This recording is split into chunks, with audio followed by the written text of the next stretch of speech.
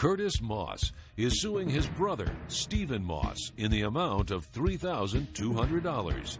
Mr. Moss claims he had a friend transfer money into his brother's bank account. However, his brother refuses to give him the money. Mr. Moss claims his brother owes him from a past debt, so the money is rightfully his. All rise. Raise your right hand. Do you swear to tell the truth, the whole truth, nothing but the truth? Yes. Court is now in session with the Honorable Judge Mablean presiding. I don't think both of your witnesses answered. You may be seated. Thank you, Will. Curtis Moss versus Stephen Moss. Mr. Curtis, you're suing your brother for $3,200. You said he stole some money from you that rightfully belongs to you, and he refuses to give it back. What's going on, brothers? Good morning, Your Honor. I'm here today to collect my money back from my brother, Steve here, who thought it was the right way to take my $3,200. Okay. How did he take it? How did he get it? Well, back last year sometime I was going through some difficulties, Your Honor, and I was facing eviction, and just so happened a friend of mine gave me a call, and he owed me some money. He was going to send me this money, but I didn't have no bank account. And How don't you have a bank account? Well, you know, I don't have a bank account, you know. Okay. I'm not the only one. All right, so since you didn't have a bank account, what happened? Oh, so my boy was going to send me the money order, and I told him I can't have a money order because my landlord needs this money right away. And so I come over here, and I tell my brother, Steve, right here, Your Honor, about my situation, about not having a bank account. He tells me, well, if your friend going to send you some money, you can set up a Google Wallet. Your Honor, I don't even own a wallet. I don't even know what Google Wallet is. It's not a wallet. Yeah, well, that's my whole thing, Your Honor. I don't know what this is. And Steve knows that. He's this tech guy or whatever. So you didn't understand what he was talking about? No, he was just saying a wallet. I didn't know anything about it. So needless to say, Your Honor, my brother had a bank account. He thought it would be the bright idea because Steve always got bright ideas. And he told me, tell Dan to send the money to me. And he'll get the money to me out of his account and give it to me. That's my brother. I had no reason to think he'd do anything different, Your Honor. So when the Dan sent the money, I'm calling like, Dan, you know, did you send the money?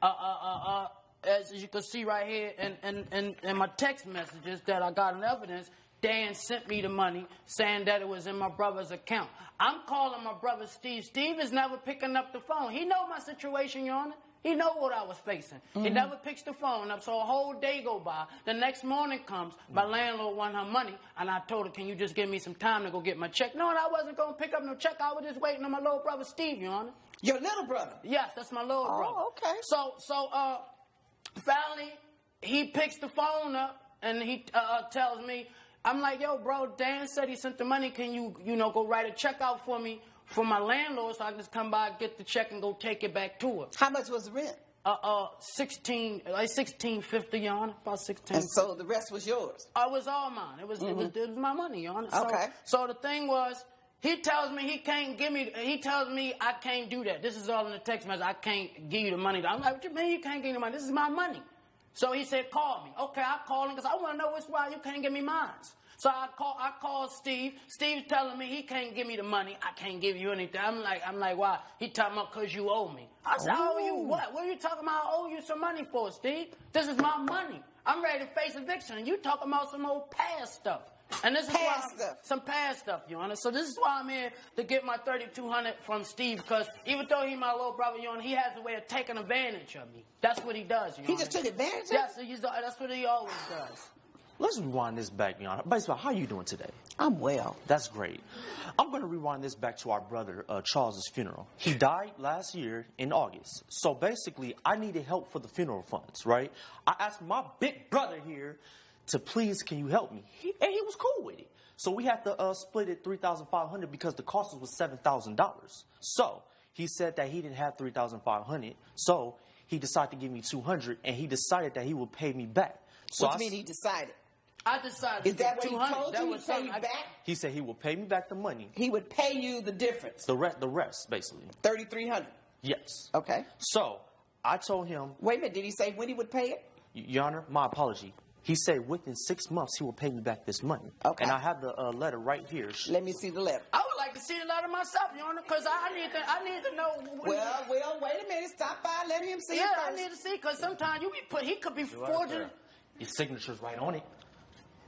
Your Honor, I was grieving. I don't even look like myself. I don't even know what that is, Your Honor. That was a time I was grieving, Your Honor. I would never even put my name or anything like that. And $3,200 is a lot of money for a person who had no bank account. I would never even put myself in that situation, Your Honor. Coming up. So basically, after the funeral, I get a phone call basically saying that Charles had a life insurance policy. Huh? Yeah, a life insurance Your policy. brother that you paid the $7,000 for had a life insurance policy. Which I basically paid $6,800. He only put up $200. I gave you something. I gave him $200, Your Honor. I gave him what I can afford. I don't live the life he lived. I gave him something. So now you remember giving him something and agreeing to pay the difference? But not no $6,800. No, not that much money, Your Honor. Why would I do that? Okay, so now I need you to be quiet. Okay. You found out that Charles had a $10,000 life insurance policy after the funeral. Yes, and Okay. his name was on it. Curtis was the beneficiary? Yep. Hold up. No, you hold up. Let me finish you talking to him.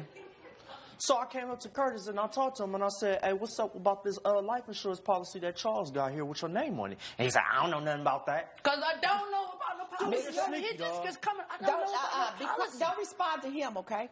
I'm going to get back to you and let you rebut that, but let him say what he claims. So yeah, he just being sneaky like, nah, I don't know nothing about that. I don't know nothing about that. I'm like, bro, you know something about it. So he had a friend named Daniel that sent some money to my bank account, which I believe that's the money he was supposed to pay for the rent. And all of a sudden, when I get the money, I was going to give him the money, but I said, you know what? This dude hasn't paid me nothing. So this money that his friend sent me, I kept the money. For what he owed you? Yes, the $3,000. But did he tell you when he asked you to get that money in your bank account that was the money he needed to pay his rent? Yeah, he told me that. But So the you thing wouldn't was, even pay his rent? But no. He told me That's on the his text wage, messages Honor. that he told me to keep that money. I never Where's that told text you to message? keep no money. Why would I tell you Hey. to keep my rent money, man? Mr. Moss, please. Where's the message? Where's the text message? To be honest, Your Honor, I don't have the text message. I wasn't going to give him the money regardless anyways, but he told me to keep the money. I said, okay.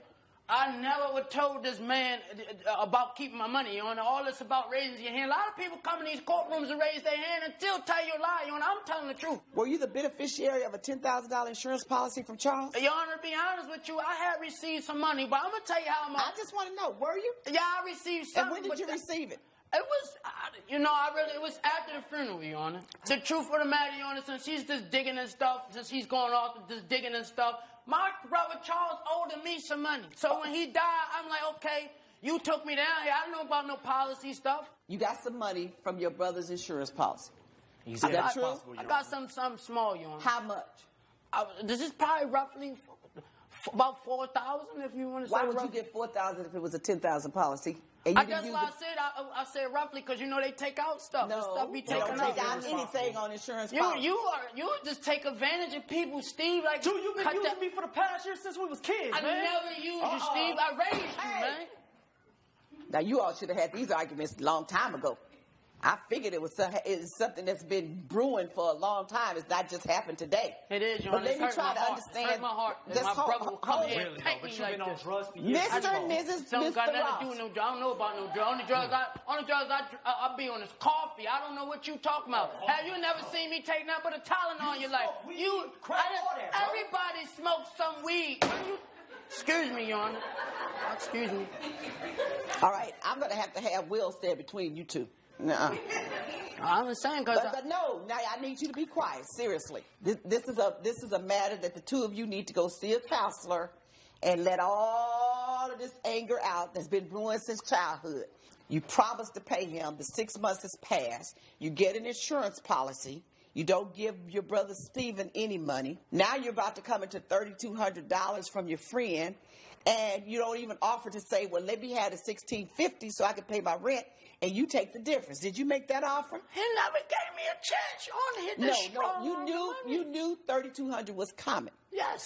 and your rent was $1,650, Yes. and you knew that you owed him from your brother's funeral. I was gonna give him something. I never. But did you ever say, I was gonna give take him. the difference and just let me pay my rent? Listen. I'd never told him anything about him getting any of the money. I was gonna pay my rent. So you're evicted now? Yes, I'm living couch to couch. You know that is horrible. You know how many times I've been bit by bed bugs? You know how many people houses I've been laying on the Now couch? I'm going to ask you to be quiet. I believe that in all fairness, since you owed him that he had a right to some of that money because you never were going to pay him. It's when I can, when I get the money, whatever. But you're the kind of person I can tell when money comes into your hands, you spend it. So you owed him, and now he owes you. So you're even. I just dismissed the case. All right. Judge Mablean has ruled the plaintiff's claim has been